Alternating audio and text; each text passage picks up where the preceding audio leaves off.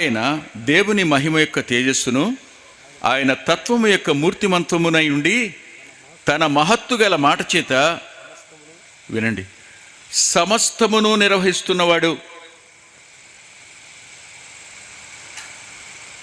నిన్నటి వరకు ఎండ మామూలుగా ఉందా? 3 రోజుల క్రితం వరకు రాత్రి అబ్బా ఏం కురిసింది. మధ్యరాత్రి నుంచి ఉదయం 8:30 వరకు వర్షం కురిసినట్టే ఉంది కదా. ఏమైంది మీకు ఇప్పుడు? మాట్లాడండి, ఏమైంది? ఇప్పుడు ఏమొస్తుంది? చల్లటి గాలి కదా.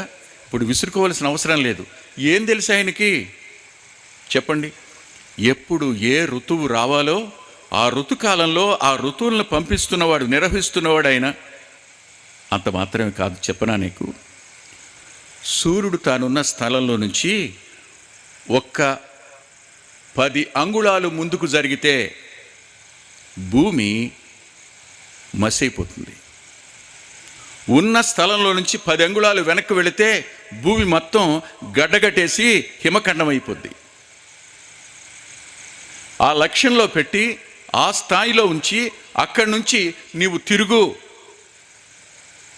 సైన్స్ అంది, సూర్యుడు తిరగటం ఏంటి, తెలివి తక్కువ మాటలు మాట్లాడింది బైబిల్ అంది. ఆ తరువాత కనిపెట్టారు పాపం, వాళ్ళ జ్ఞానం పెరిగి. అదేమిటంటే భూమి సూర్యుని చుట్టూ తిరుగుతున్న మాట వాస్తవమే, కానీ ఈ సూర్యమండలం మొత్తం పాలపొంత చుట్టూ తిరుగుతుందని అప్పటికి కానీ అర్థం కాల. సూర్యుడు కూడా తిరుగుతున్నాడని అర్థం కాల. మిడిమిడి జ్ఞానంతో సమస్త జ్ఞానానికి మూలమైన దేవుణ్ణి నిరాకరించుతున్న ఆయన అంటున్నాడు, వీరేం చేస్తున్నారు వీళ్ళకి తెలియదయ్యా, they are in blindness, they have no wisdom about my self. నన్ను గురించిన జ్ఞానం వాళ్ళకి లేదు. నేను సమస్తాన్ని నిర్వహిస్తున్నవాడిని, కానీ నన్ను నిరాకరించడమే కాదు, నన్ను దూషిస్తున్నారు.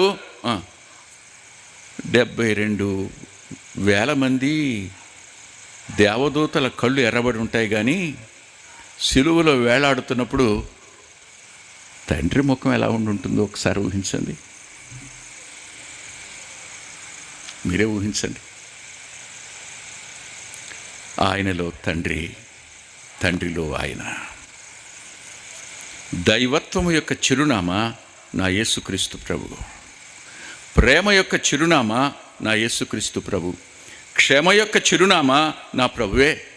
ఆయన సిలువలో వేలాడుతూ వీరేం చేస్తున్నారో వీరికి తెలియదు గనుక వీరిని క్షమించు.